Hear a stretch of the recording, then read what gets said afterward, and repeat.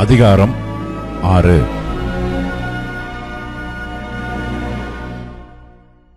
பென்யமீன் புத்திரரே, நீங்கள் எருசலேம் நடுவிலிருந்து ஏகமாய் கூடியோடி தெக்கோவாவில் எக்காளம் ஊதி பெத்கேரேமின் மேல் அடையாளமாக தீ வெளிச்சம் காட்டுங்கள். ஒரு தீங்கும் மகா சங்காரமும் வடக்கே இருந்து தோன்றுகிறதாயிருக்கிறது.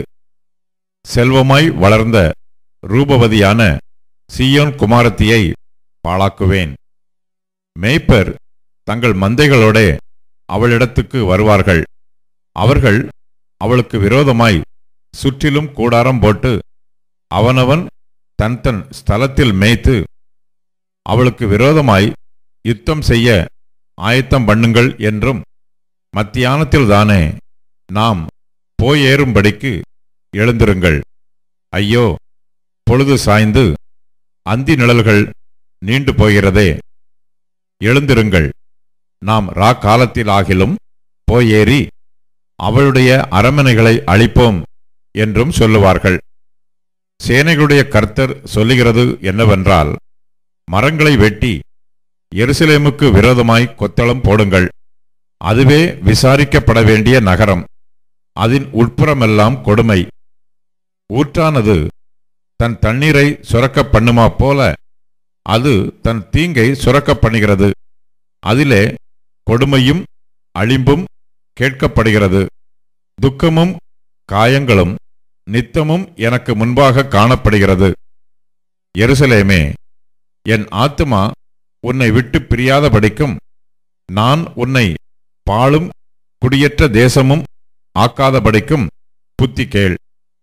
திராட்சை கொலைகளை அறுக்கிறவனைப் போல உன் கையை திரும்ப கூடைகளின் மேல் போடென்று சொல்லி, அவர்கள் இஸ்ரவேலில் மீதியாயிருந்த கனியை திராட்சை செடியின் கனியைப் போல் நன்றாய் பொறுக்கிக் கொண்டு போவார்கள் என்று சேனைகளின் கர்த்தர் சொல்லுகிறார்.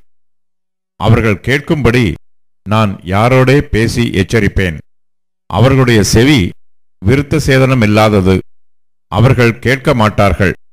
கர்த்தருடைய வசனம் அவர்களுக்கு நிந்தையாயிருக்கிறது. அதன் மேல் அவர்களுக்கு விருப்பமில்லை. ஆகையால் நான் கர்த்தருடைய உக்கிரத்தால் நிறைந்திருக்கிறேன்.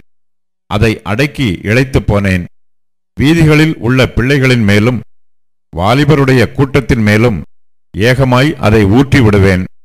புருஷரும் ஸ்திரீகளும் கிழவரும் பூரண வயதுள்ளவர்களும் கூட பிடிக்கப்படுவார்கள்.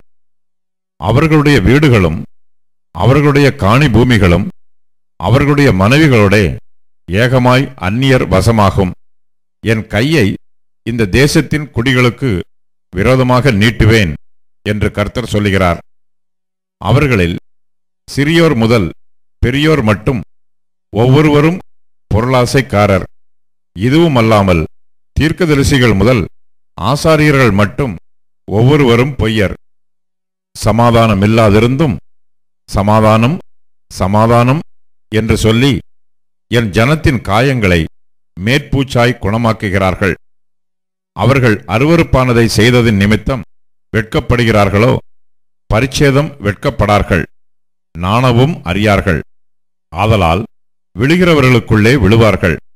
நான் அவர்களை விசாரிக்கும் காலத்தில் இடருண்டு போவார்கள் என்று கர்த்தர் சொல்லுகிறார். வழிகளிலே நின்று பூர்வ பாதைகள் எவை என்று கேட்டு விசாரித்து, நல்ல வழி எங்கே என்று பார்த்து அதிலே நடவுங்கள். அப்பொழுது உங்கள் ஆத்துமாவுக்கு இளைப்பாறுதல் கிடைக்கும் என்று கர்த்தர் சொல்லுகிறார். அவர்களோ, நாங்கள் அதிலே நடக்க மாட்டோம் என்கிறார்கள்.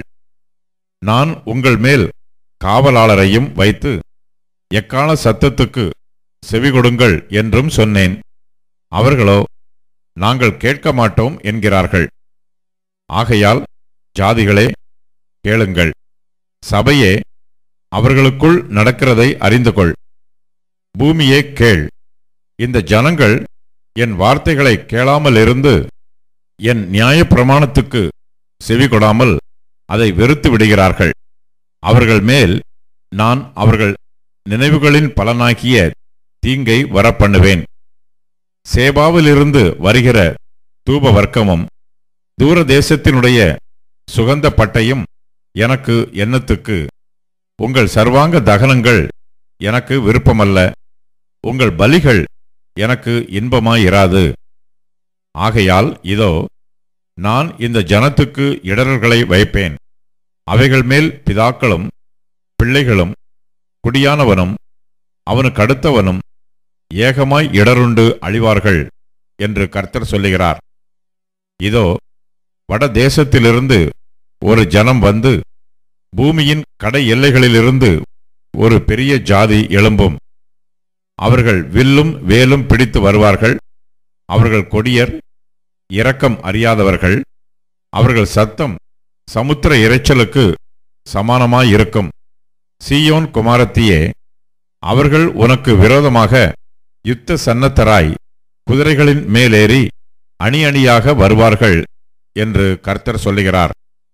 அவர்கள் வருகிற செய்தியை கேட்டோம். நம்முடைய கைகள் தளர்ந்தது.